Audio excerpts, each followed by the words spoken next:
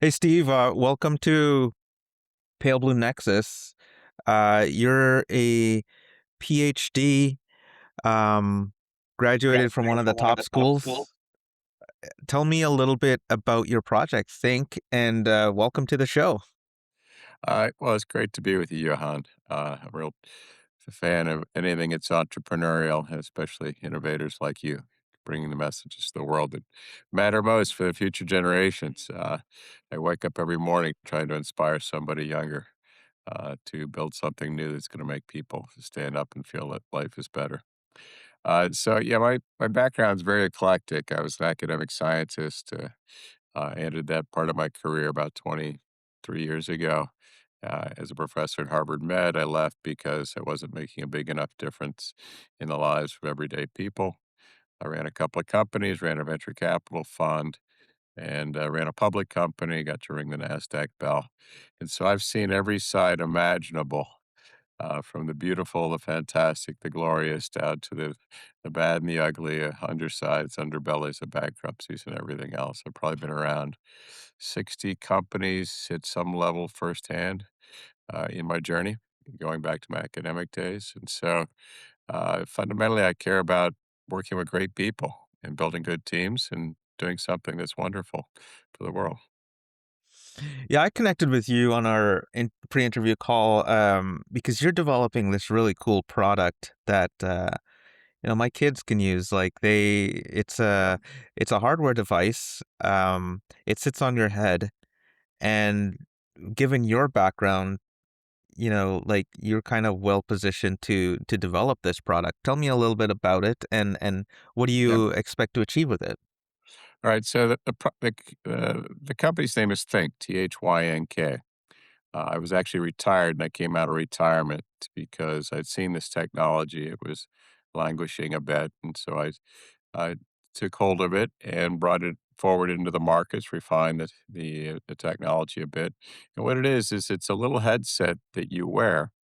By you, I mean anybody between the age of 5 and 95, anybody from any walk of life or any nationality. And using this headset, it passively monitors your brain waves in related to very, very specific functions, which again, the field of neuroscience has been working on this for decades.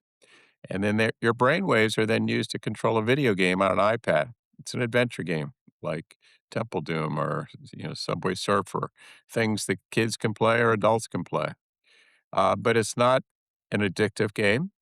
It's a game that's taught it's to teach you cognitive skills, although some kids in particular get addicted in the sense that they enjoy winning against themselves, seeing how much they can achieve on their own. There is no ultimate goal in that other than improving your tech brain skills. And we're now serving everyday people. We don't go direct to consumer because we're a very small team right now. So we started in the first market is public schools, mostly in the South, and we'll be moving into sports. And the best way to think about what we teach is we all wish we could get into a flow state every time we're writing a document or driving the car or in a very challenging moment, Hmm. stressful taking an exam. But somehow we get locked into these little pathways that, you're worried about dinner, you're worried about your date tonight or something else, and you're distracted. So we get you into that flow state of being non-distracted while being in a high pressure situation of having to be part of a video game. So imagine it's not like sitting in a cave and meditating. It's like being at work on a timeline to deliver something to your boss. How do I get into this flow state under pressure? That's what we teach. Getting to a flow state under pressure. I mean, it's already hard enough to get into a flow state, um, and now you're almost saying that you can bring it on at will, which is like a superpower these days, especially with so many distractions out there. It is a superpower. I had a personal beginning in this field about 10 years ago. I was doing some mindfulness training with the John Kabat-Zinn Institute in Massachusetts, and I was failing miserably. I couldn't get away from my own thoughts. And so I actually had the pleasure of meeting Dr. Judd Brewer, who brought me into his lab with tens of thousands of dollars of EEG and other equipment. And I learned with field biofeedback to actually meditate at a level I know most humans have never felt. Mhm. But it was the value of the device that I could actually teach myself, but it was because it was giving me an independent measure. Imagine trying to lose weight without having a scale to stand on. "Oh, I feel a lot skinnier today." You really don't know what you're doing in a flow state, but we all know, we've all been in that state, getting a lot of work done or playing music or somewhere in a sport, you don't even remember making the shot, but it went in Yeah. somehow. That's trainable. That's something we've lost as a modern species because Wow. of our distracted lives. Why doesn't, a current publisher like Nintendo or somebody that's really good at hardware develop a device like this? Is it just that their incentives don't align here? Uh, there's a few reasons. One, there's never been a product that's worked in this space until we came along. Literally, billions have been thrown, for example, working in schools primarily right now. Billions have been thrown into technology to help students do better in school. How's it worked out? Well, Mhm. we've given them standardized tests and they're not doing any better. We can now blame COVID, but they're still not doing any better no matter what we throw. When we do this, kids' behavior calms down when our self-regulatory pathways in our brain that we help develop over the course of just 6 weeks, and their math and reading scores on standardized tests go up 1 grade level, playing just an hour a week. And big companies care about selling to everybody, and in the gaming world, it's very easy to sell something that's a dopamine rush Mhm. and keeps you challenged in that kind of cognitive sense. Our game challenges you every instant at your own personal level. It's dynamically adjusting to how good Right. you are. And so as a result, it's like going to the gym. Does it feel good to lift weights every single day? And most people quit after a month.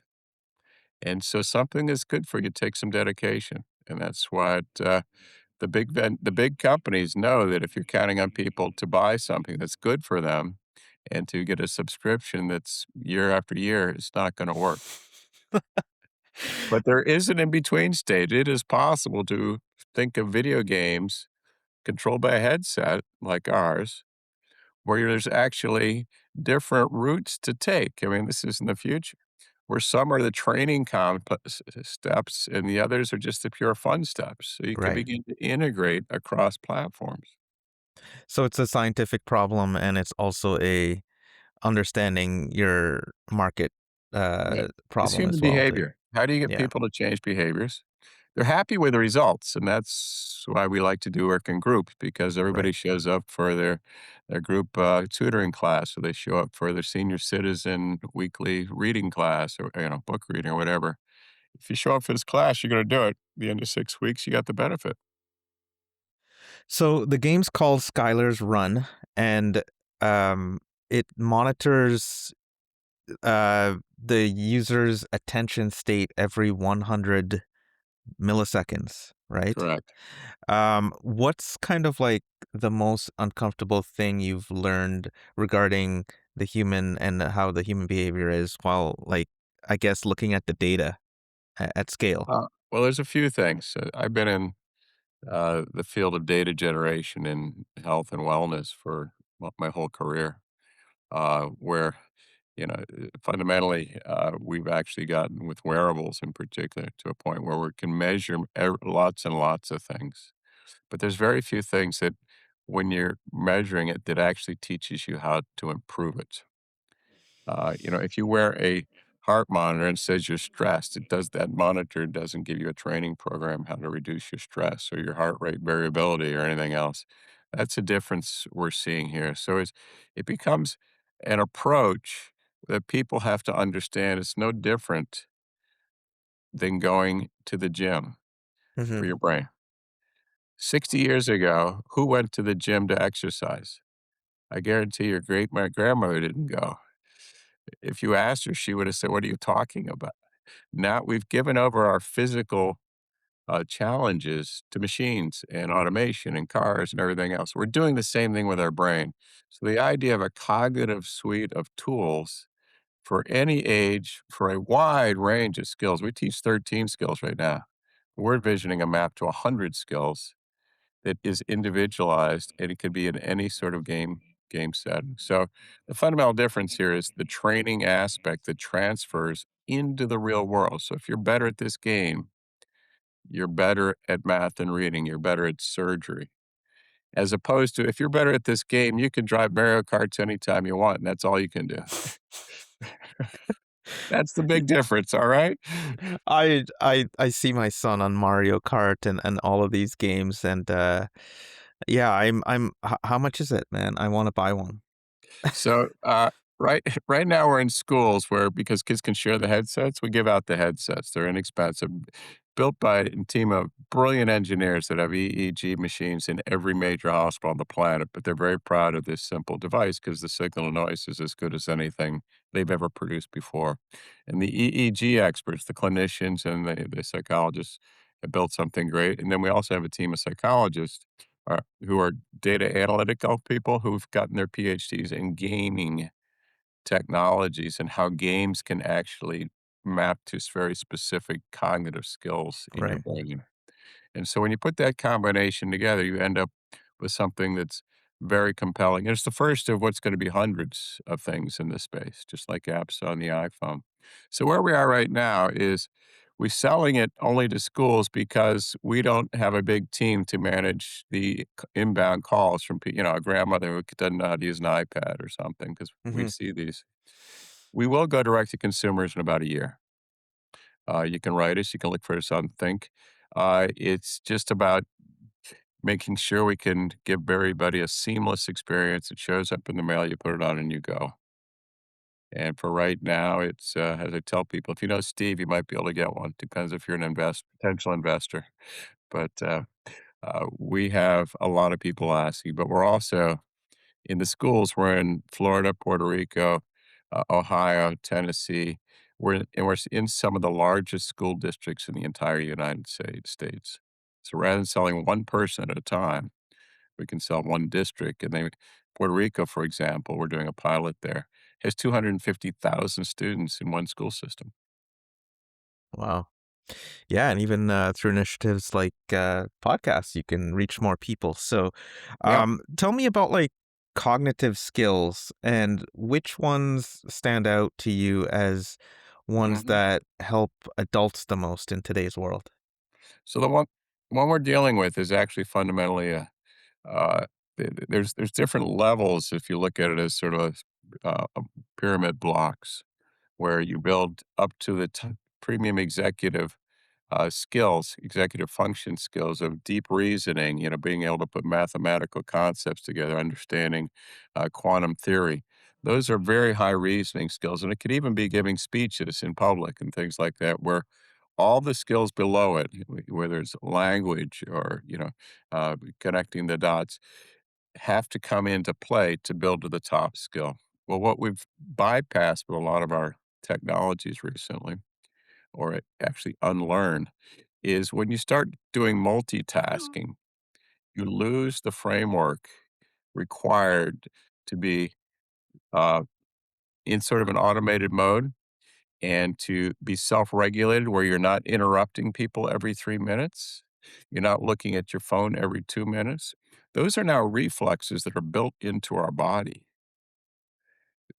Everybody opens their phone at least 150 times a day, and 50% of the time, it's not because it's ringing or you're expecting it, it's just it's like a nervous tick. I have to Hmm. do that. But when you lose that, when you pick up that ability, it's great for the AI world because you're gonna have so many things streaming at you. But you still need to sit down and take that damn test again, whether no matter what it is, or drive the car in a snowstorm. You have to be able to get into a state where you're just excluding everything that's out there. And so I view it as we speak English, but we've learned to speak French with this AI brain now, but we still need English once in a while. So, Hmm. and coming back to one of your original questions, people who play it regularly, and we had a lot of summer intern engineers playing a lot. Who one was a competitive video gamer. He noticed the scores were going up. People who play a lot say, "I know the difference. I know when I'm in the flow state, I can feel it." We believe it's possible to push yourself into it, but we haven't gotten there yet. Okay? But it's great. And I guess it can help when uh, with conditions like ADHD and things like that, or keep somebody focused. Absolutely. Focus their attention to the top ones. We're working memory is another example. If you can't remember a phone number, that's a problem. And so imagine how many phone numbers we used to learn as kids. We had them all in our brain. Hmm. Now you ask any of my grandkids, they couldn't remember anybody's phone number. It's not a skill that we have anymore. There's part of the working memory. So I forgot what you Even asked. I apologize. Uh, even even multiplication tables, like we used to oh, yeah, know all our multiplication tables. We used to have to to say them, all of them in front of the right. class, or on demand. And I ask my daughter that these days, and no clue. It's like that whole era of just Yeah. memorizing working memory is just not there anymore. And another great analogy, especially for kids, is you say, "Well, here's what we're gonna teach you." I tell them, what sport do you play? You're gonna be better at soccer because you can focus on the penalty kicks or something. Just have them write with their natural hand, so their right hand, write their name in a sentence. Now do it with your left hand. Your left hand is physically capable of doing it, but your brain pathway hasn't learned to do it yet. Mm-hmm. And over the course of 3 or 4 weeks, you can train it. And that's exactly what we're talking about here.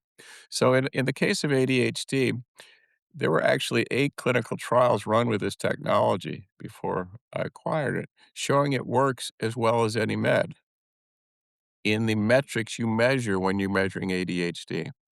Now, just like obesity or hypertension, there is no cutoff line that says you have ADHD or you don't.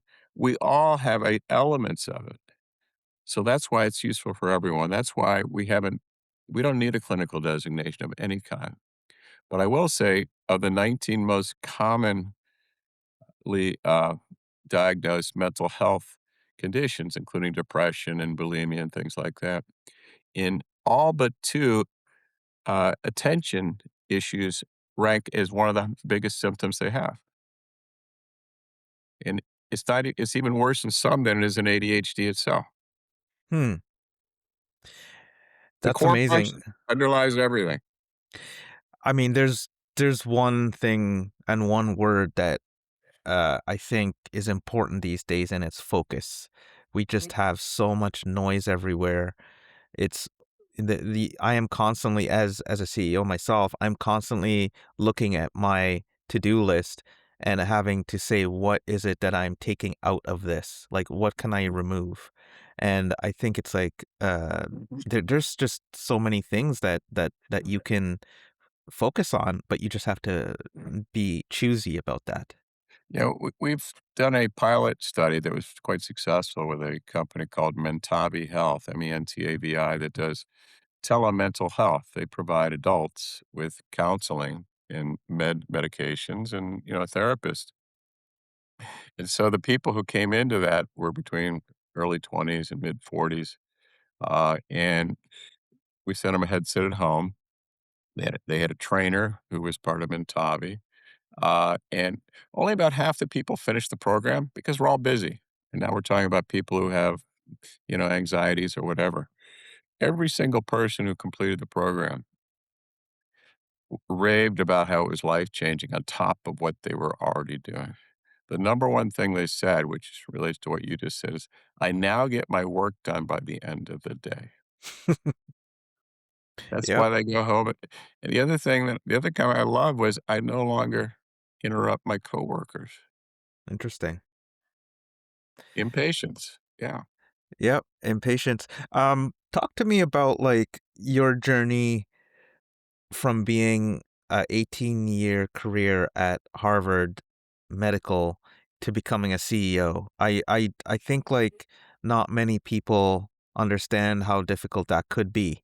being in such a academic sort of mindset now to becoming a CEO and a people manager and all the other business owner and all those different Mhm. things. Yeah, oh, I'm not that good at the finances, but obviously I skipped that class. Um, but I can read a cap table and a P&L.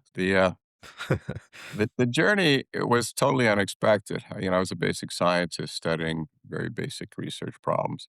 And in the mid-90s, my father got Parkinson's and my cousin got ALS. I wasn't working in neuroscience at the time, but I switched over. Said, and I was impatient because I wanted something that would help them in particular. So I formed alliances with some of the nonprofit groups to say, let's try to do something different. Let's not go figure out the basic science only. Let's see if we can find some diagnostics or therapeutics in their nearer term. Turned out to be unfundable by the NIH. Uh, I Examples are I made the first library ever of all existing drugs in the pharmacy by asking Latin high school kids to come into my lab across the street and grind up pills. Not fundable by the NIH because what's your hypothesis? Well, that it might work in some disease. We could do these in petri dishes or animals. I sequenced the first cancer tumor with a team we put together. Got the informatics done in Malaysia. This was a little over 20 years ago because there was no AI platform that was strong enough here Right. at that time. And again, what's your hypothesis when you sequence it? Well, now we have this field called translational medicine where everything's come forward.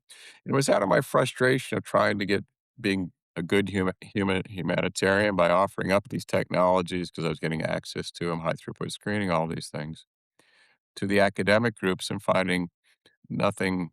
They were interested, but nobody wanted to give me money to do it. Actually, Michael J. Fox wrote me one of his first grants to look for biomarkers Hmm. in the blood for Parkinson's. It's now coming to fruition 25 years later, but it was literally no neurologist believed there was a signature in your blood for something that goes on in your brain. Now they're getting approved for Alzheimer's at this moment. Wow. And so my funding was all coming from Hollywood and Wall Street fundraisers. And eventually I just said, I just got to push out. I was working with a lot of VCs, just helping them look at technologies. And that's really how I got involved in the business world. Is I worked with small companies and I worked with VCs, and I gave away free time when I to be sure I could be in. I was get paid for a lot of the consulting, but I would give away free time to stay in the business conversations. What is this technology works perfectly? Why is it not getting funded? And that's when I learned, the market fit, the timing, the money, the team, all of these things became critically important. I built a couple of teams myself, and then I put a venture capital fund together with my very close friend Juan Enriquez, which was great. We had over 200 million, and we invested it over ten years or 12 years, I guess. Uh, I enjoyed that a lot, but at the same time, I have more of an operating personality. Um, going, to a board meeting quarterly and just hearing an update is not as enjoyable as being part of a team and building it. And that's I, when I I was gonna ask you, why don't you just advise instead of operating or building? But there's nothing like building, right? So, no, no, it's about the team, yeah. And then now, so then I ran a public company because one of my portfolio companies needed a new CEO, and there was it was just a way for me to move outside the fund, and the fund was going great, but I didn't want to sign another contract for 10 years because that's really what you'd have to do. And so I said, well, let me try this public gig, which we had an FDA event that hurt us significantly. But then I retired, and I came out of retirement when, after seeing my grandkids who were living with us because they had no daycare in California, um, one of them struggling to learn how to read through a iPad screen. yeah. The teacher was wonderful, practically standing on her head to keep him entertained, but the human mind needs some help. I love that. It's like I'm not done yet. I'm well positioned to deliver this, and you are. So it's amazing, and I hope it comes to market to the point where people can benefit from it. I think Yeah, it's a great yeah. idea for a product. And we'd like to get to market quickly. The biggest struggle right now is we're finding since nothing like this has ever existed that worked, we're having to prove it one case at a time. So, for example, we're going into elite sports academies now to chat because there's these kids pay 50, 100 grand a year to go to these sports academies to get try to Right. get D1 scholarships where they're now getting paid $1 million to play basketball. So, uh, and they're missing it brain cognitive training. When the big when you're at the free throw line in the finals, you gotta make that shot. This I attended a performance workshop at IMG Academy down in Yeah. Florida there, and, Wow.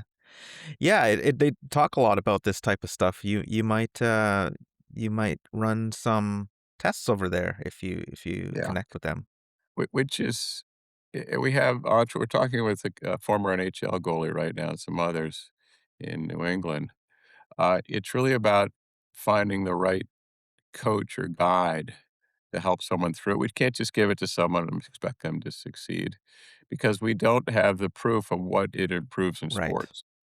And that's frankly what I'm looking for is people to tell me, what would you measure?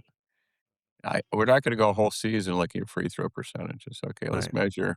And because there is no existing cognitive training, they don't have lots of measures I already. I I bet you are met with a lot of, like, I guess, reluctance and maybe critics that say, this neuro feedback sort of field Yeah. has gone through a tried product market fit scenario before, but what you're talking about here is actual measurement and actual science.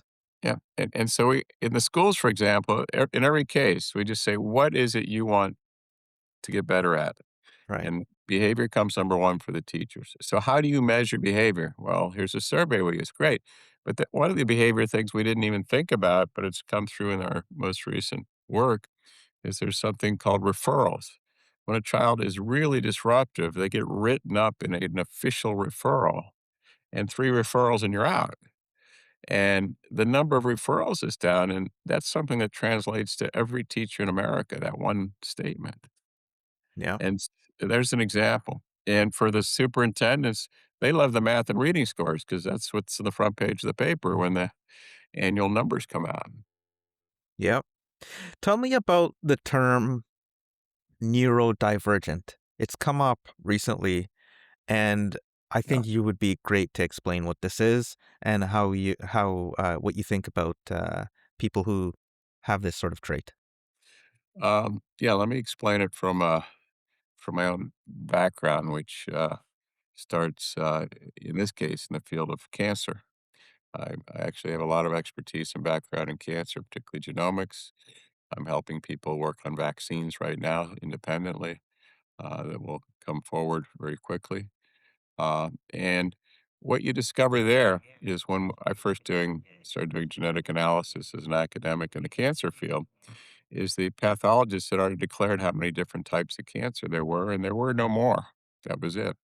If you go back 70 years to the WHO, I guess their blue book states there were 50 years ago, there was only 50 types of cancer, only one type of breast cancer. Now we have triple negative, HER2 positive, we have blah, blah, blah, everything. So there's over, there's hundreds of different cancers. In fact, there's 20 major types of breast cancer and 18 subtypes now, just that one. Hmm. And so we're going to see the same thing happen with the brain. There's only two codes for depression. It's basically major and minor. Right? Okay.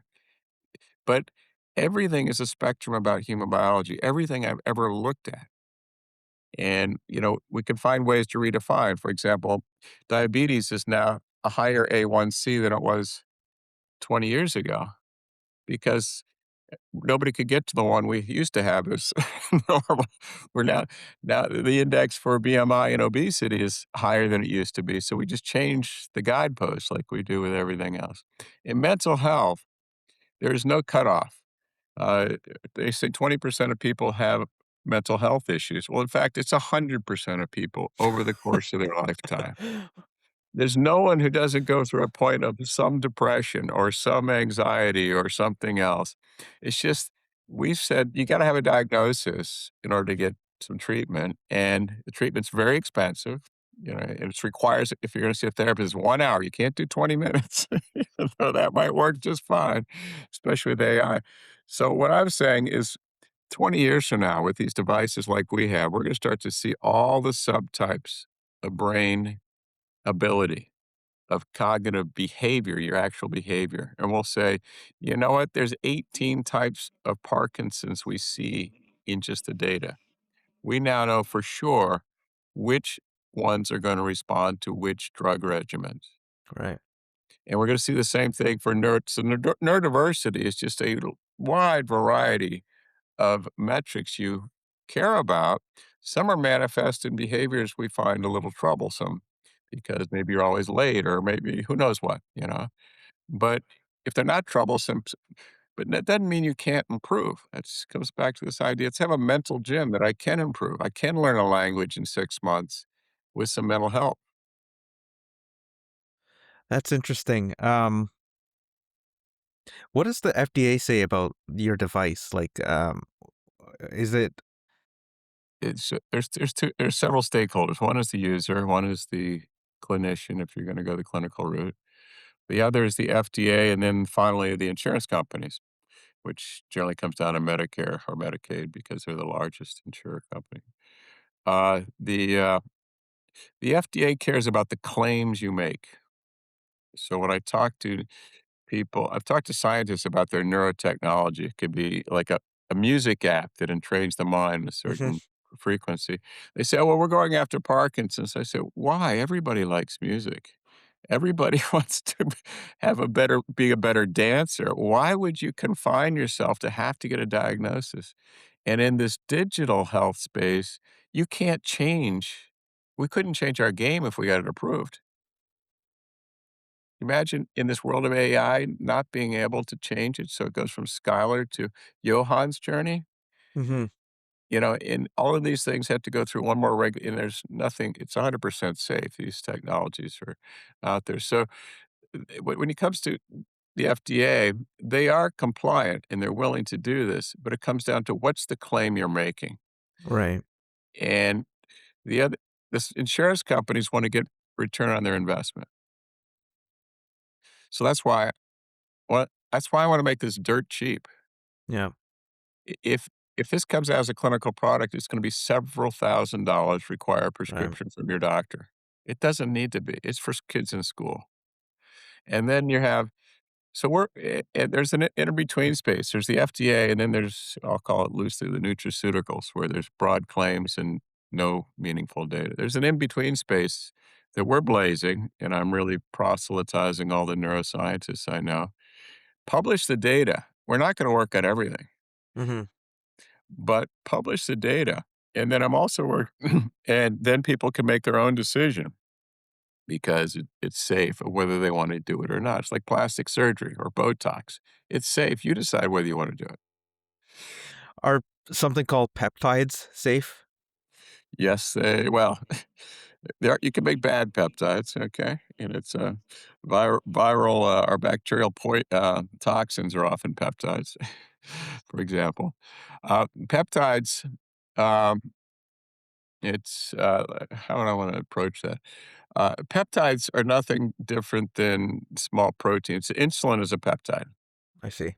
Look how many people take insulin in this world. And we have other peptides. GLP-1's a peptide. Why are they making such a comeback within, I guess, the youth of today? They've been targeting high performance athletes. I've taught bioethics. When I talk about adoption of new technologies, it always starts the same with an orphan rare childhood disease because nobody's going to argue about the cost or the need to do it. And then over the course of time, the safety profile shows it's perfectly safe, like a peptide in some cases, or even EPO in the case of the training for the Tour de France in the old days. Um, then the price comes down. It ends up going into high performance and beauty or aging. Botox is human growth hormone, Barry Bonds Right. and all these baseball players. They were taking doses that were so high it was stupid. Mhm. But if now we're talking about with GLP-1 i in this peptide universe, it's you have to inject it, you can't swallow them right now. Something that is 100% natural is what your body already uses, and that's the beauty of it. Unlike pills that you swallow, the body doesn't make any of those compounds. Right. Some come from nature, many, but these are actual natural, components of your own body, and so what I do is I measure and adjust. Measure what's going on and make sure you're adjusting properly to get into the right range. And so in the case of the peptides, that step is missing. What are you measuring and adjusting to? If I'm just taking it like I take a supplement, and I know people who take 40 supplements, and I'll say, "Well, what's that one for?" And they'll "Oh, for my immune system." What on earth does that mean? Show me what the purpose is. And so at normal levels, especially as you get older, all of these hormone systems begin to fall apart. That's why we get cancer. That's why we get diabetes. That's why our muscles weaken. That's why we lose our memory because they're all on a decline. If we just brought them back into the natural range, it'd be great. In fact, I've given many lectures saying I'd like to make an organ that makes about 50 of those things just naturally at the same level I was at when I was 50. I did one at the Science Museum. It's 2 little old ladies came running up to me, they're not so old now, and said, "Where do I get this organ? I want it right away." Yeah. Oh man, that would do well, I guess. That's interesting. So GLP-1 is the chemical compound, or is that's the peptide name? That's the name of the GLP-1. That is a glucagon-like peptide 1, yes. That's the one that's your Wegovy and all the weight loss drugs that are globally. I see. The Interesting. toxicity of those has been a little nausea, but that's one of the purposes of GLP-1 is when you've eaten too much, like at Thanksgiving, GLP-1 makes you feel nauseous. Stop eating. Interesting. Okay. Um, what do you think about your products pollination or cross pollination with AI? There's a lot that that you can do with the data. Um, Yep. I have a few thoughts about that. First, just to speak about privacy and safety. right, Uh, we got social media a bit wrong in terms of where the guidelines are and the borders. And we're trying to correct that now. I think we grossly underestimated as a society what the implications were for a lot of social media devices. In the neurotech field, the whole everybody's trying to get out in front. Not everybody, people like me and others are trying to get out in front of it. There's actually 4 groups now that are nonprofits that are working on your neuro rights. There's a neuro rights foundation. I spoke the other day to Stephen, who runs the organization, about aligning ourselves because the only thing I really worry about in terms of safety and security and privacy, we have the HIPAA regulations to hmm follow as a guideline. And in schools in particular, privacy is enormously important.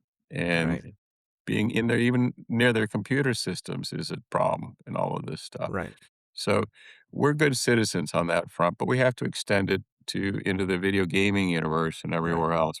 Don't take people's data. I mean, it's from their without telling them. Don't infuse information into their brains without telling them. Those are the obvious things. But right now, we're trying to figure out where do we draw the guidelines. And what I'm recommending to all of these groups is we don't know what we don't know yet because it right. was absolutely true. We can't envision what technology is going to exist. And hmm so let's not make the rules that are so hard and fast that nothing new can happen. And I said, the only thing I really care about for me, because we're a good actor, is that people don't come along and ruin the field for us by making claims that are unfounded hmm or doing something that makes no sense or doing a knockoff of ours and saying it's just as good without any credible evidence. And so that's the idea is let's build a standard. They're Well, actually Yeah, that might work. The data is gonna be incredibly valuable, but you're right, there needs to be privacy here, and in Mhm, Canada, like, we have this I'm consulting somebody about, mhm. this similar type of thing. They're collecting health data, and it can't go to the cloud and into somebody's model. Yeah, It has to stay local, which is one of the things that my company does okay. for clients is just to keep their data safe, right? So I guess you have a similar challenge about how you're collecting this data and where it's stored. Y We do. Right now, when we're in the real world and with a paying customer, we we leave all the data on the headset except a single No. number that's derived from it that controls a video game. And so we do collect the game performance metrics because that allows us to go across the 13 categories and tell how well you're doing in each skill and whether you're improving. Hmm. But again, that's within the confidentiality of the system we're living within. But there are other companies, and we can obviously open ours up, and we will under IRB when we want to go after another field. Imagine we Okay. wanted to work with drug addiction, for example, or something. We might want to see a signal in there that's we're not picking up now because it's a different situation. But there are companies right now that are putting all the data in the cloud. The real value becomes when you have the outcome data linked to it, no different than in any of the other clinical settings. The outcome is, did the student do better or worse on the test? Yeah. Did the athlete hit a home run or strike out? Those kinds of things, if they're not there, you can't you'll see subgroups like I did when the original days of looking at cancer genomics. Look at all these different subtypes, but we didn't have any idea how to treat them or what, and we had no difference in the outcomes. They just existed as different. That's interesting. So that's all the valuable data is whether or not it caused a noticeable improvement in there. Yeah, In it's some outcome event that you can track and say, right. it could even be on entry. Here's the data that coming in. These are the kids who are the most successful. We could see that before they did the first mission, even. Hmm. Interesting. What is your advice to startups and entrepreneurs these days that you sit on a lot of boards and Yep. um you see the startup ecosystem for what it is, and what is a couple pieces of advice that you would give to a startup in like the seed to Series A sort of range? A few things. The CEO's only job is raising money. Let me repeat that. The CEO's host's job is raising money. As a VC, all he would do is talk technology, and they had no idea what I was interested in, which is the other thing is before you meet with anybody, doesn't matter if it's a customer, potential collaborator, potential investor, think about what it is that they care most about.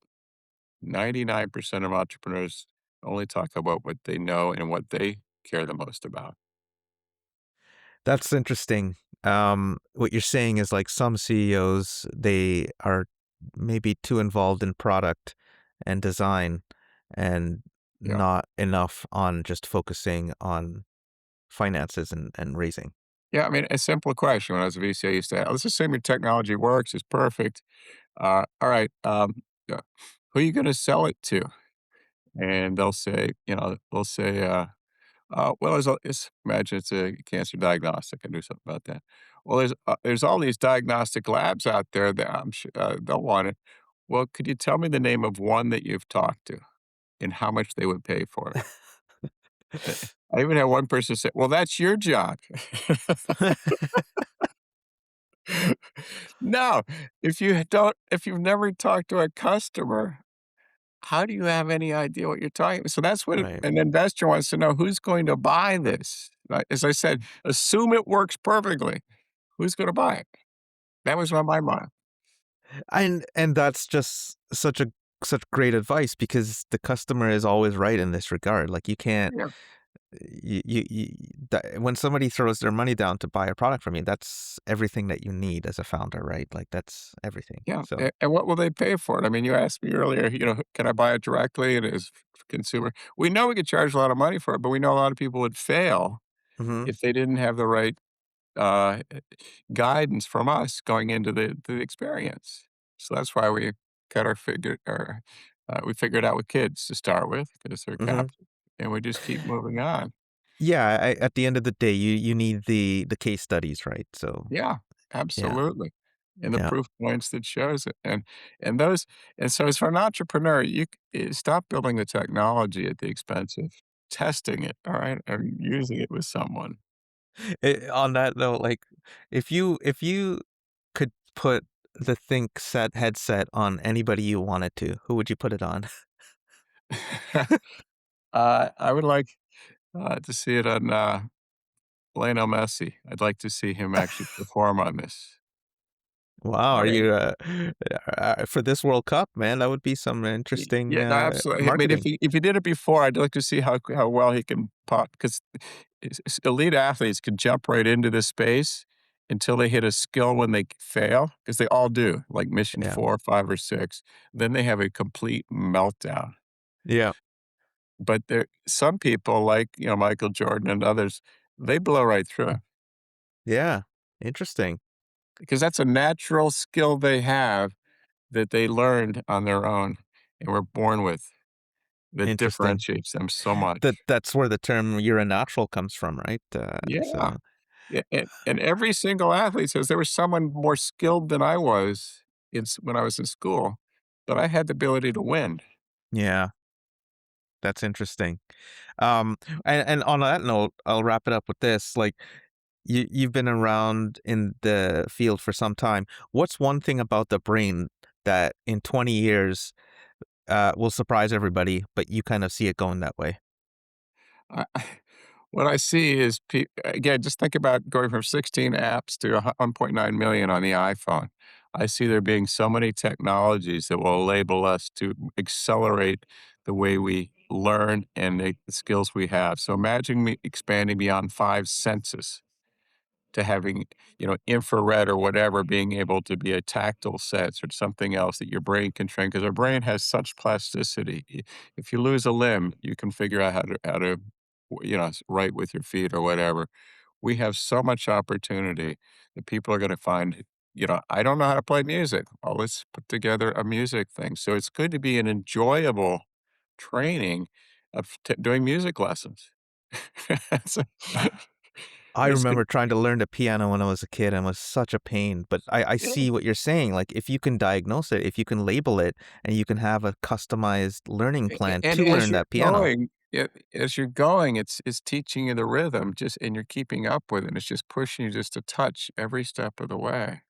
Yeah. And maybe there's a tactile sense because you have poor sense of beat in your own brain that's just going against your hand with a little, that gets you at the right beat at the same time. It's training that part of your brain. Yeah, I'm not coordinated in that regard, and I think that's something that would help me. Thanks, Steve. This has Thank been you, an yeah. amazing conversation. I think it's gonna help a lot of people in my audience. Thank you Oh, for great. coming. Let's stay in touch, alright? Thanks, Johan. A lot of fun.